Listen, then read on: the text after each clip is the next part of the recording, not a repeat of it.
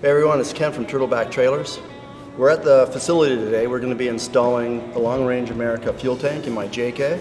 We're going to pull the one in Rubicon in, we're going to get it up onto the lift, and then we're going to start going over what we need to remove and move around on the bottom of the Jeep.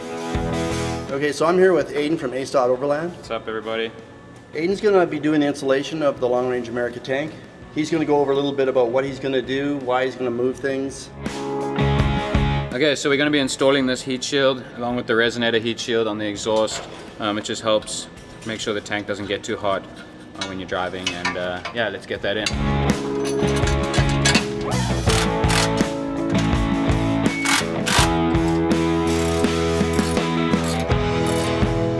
Okay, so we're getting ready to relocate the evap canister. This canister is obviously in the way of the tank, so we're going to take it off right now, and then we'll relocate it to the back of the Jeep later on.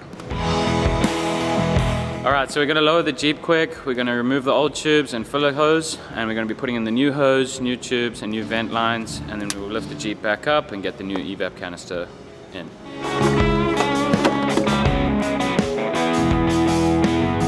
Alright, so we got the evap canister relocation bracket over here. We're going to be putting in the evap canister into that, so it moves it out of the way of the new tank. And yeah, then we're going to connect up all the hoses and fittings and get it back into the Jeep.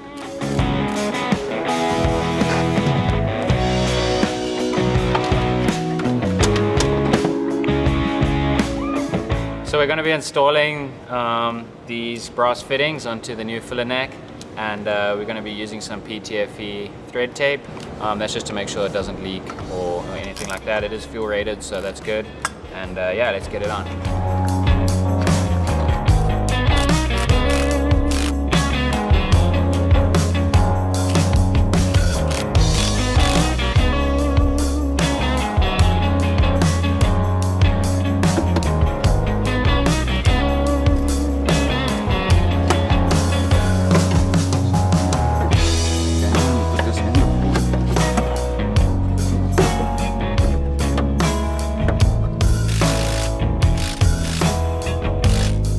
Alright, so we're going to be putting on the evap hoses that reuses the factory fittings.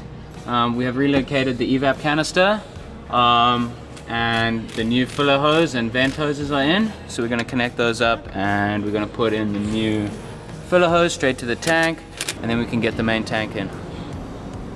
Alright, so we have everything in. The evap canister has been relocated, all the hoses are in, the connections are on, the fuel pump's in.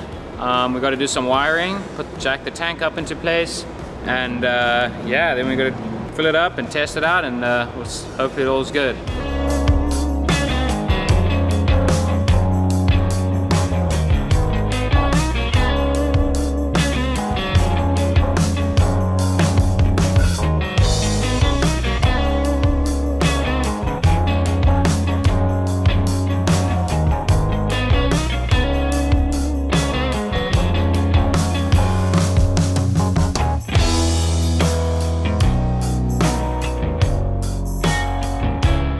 So Aiden's got the tank in. We're going to run the wire up, out through the firewall. We're going to come up, and I've decided to put my switch right here next to my voltage tester for my batteries.